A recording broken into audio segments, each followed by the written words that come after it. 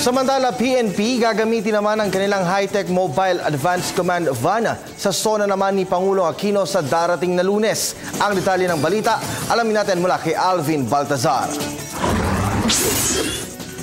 Dadalhin ng PNP ang command post nito sa bisinidad ng mababa ng Kongreso sa huling SONA ng Pangulong Noynoy Aquino. Ito'y sa pamamagitan ng Mobile Advanced Command Post na karaniwang idinedeploy sa tuwing may malalaking okasyon gaya ng State of the Nation Address. Mayroon itong kamera na ang kuhay pwedeng ma-transmit sa National Headquarters at malaman kung ano ang sitwasyon sa panahon ng SONA ng punong ehekutibo. Baka katulungan niya ito sa operating units na nasa baba sa anumang sitwasyon hindi lamang para sa SONA kundi para sa disaster maging sa investigation. To the initiative and program of the Secretary of Interior and Local Government.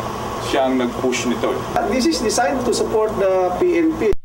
All events, all occasions, whatever it may be, disaster, investigation. Ayon kay Puruganan, may 4 na maliliit na TV at 3 malalaking TV sets ang Mobile Advanced Command na magsisilbing monitor sa mga inilalagay nilang kameras. May sat phone at may mga two-way ready rin sa loob nito na isang paraan para mapadali ang communication habang nagtatrabaho sila sa field. Lahat ng ilalagay namin, bakit ilalagay ito, may purpose lahat. Kung yung temperature na pwedeng ipasok dito, pinag-aralan din lahat. Pati yung kuryente yung kukonsume ito, pinag-aralan lahat. May planuan niyang madagdagan pa ang nasabing high-tech van at ito para magamit sa iba pang malalaking event.